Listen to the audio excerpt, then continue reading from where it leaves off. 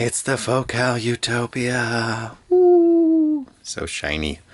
So I had the Focal Alex back in the day, and after hearing a lot of things that were sort of comparably priced or like a bit lower, that was a pair of headphones that really like woke me up to what what could happen in the head-fi space. They had so much detail and sparkle and space. They felt like a next level headphone, and sort of just fueled fueled my addiction to see what happens when you climb that head-fi ladder a little further. So thanks for nothing, Focal.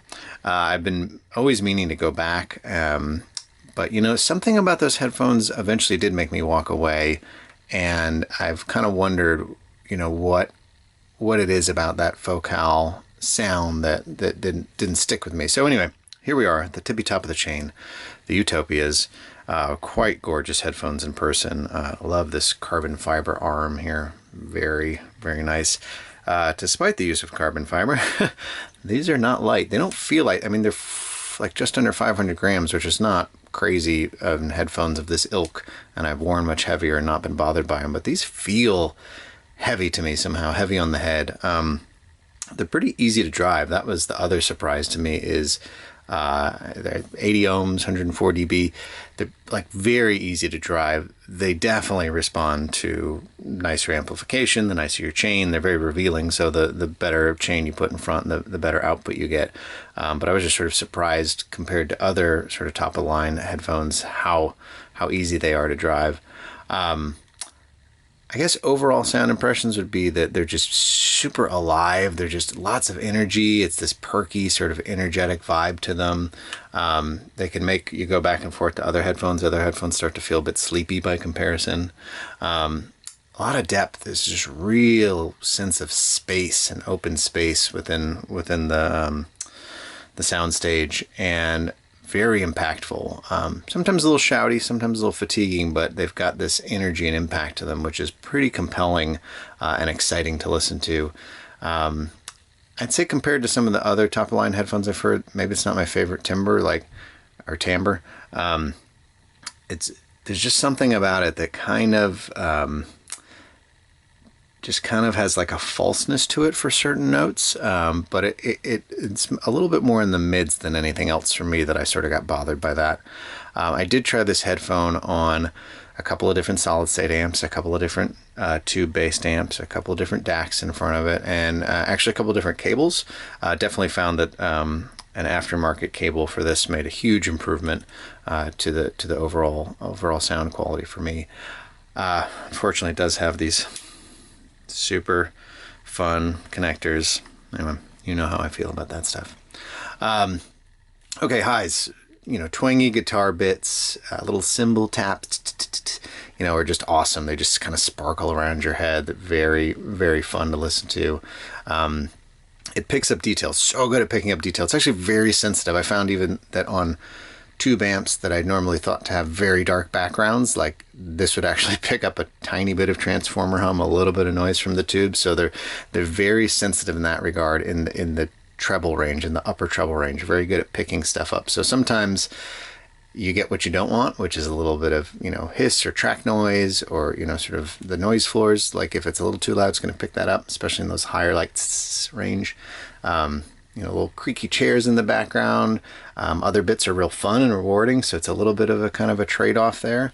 There's a lot of like sort of wispy space around things. Like if you're listening to somebody play trumpet and they got that little like part where you just hear the air kind of come out before the note hits, like that stuff is like really interesting if you're into that kind of detail. But sometimes it gets to be a little much, like sort of splash cymbals started to get a little loose and kind of overwhelming, and the details started to get sort of lost in there, and get a little bit distracting. Like upper octave piano strikes for me were a little like sharp and peaky, just that sort of energy that this has, and that energy especially in the treble region. The mids were for me kind of the disappointment of this headphone, honestly. I think they're a little set back to some degree. They can be a little thick and almost crowded. They've got this richness and this density, but for me, the detail, and maybe it's just because the detail's so great in the treble and actually in the bass as well, that it just pointed, made some, provided a counterpoint to the mids and made me go, I wish those mids were better. They're probably very good by any other measure, but within the context of this headphone, that was definitely the bit that just kind of left me a little like, they just didn't feel as resolving as other other tonal bands in this headphone.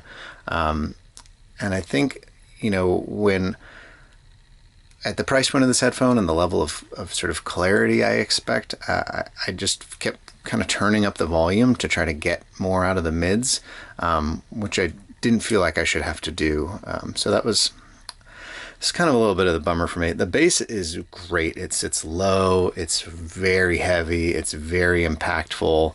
Like listening to somebody play upright bass is just fantastic. Just detailed. You get the snap and the depth and the weight of the bass string and the little edgy detail on it. Just, it's always a good test for me. If there's a little bass solo in a jazz piece and I'm like super pulled in, that's definitely a plus vote for a headphone for me personally.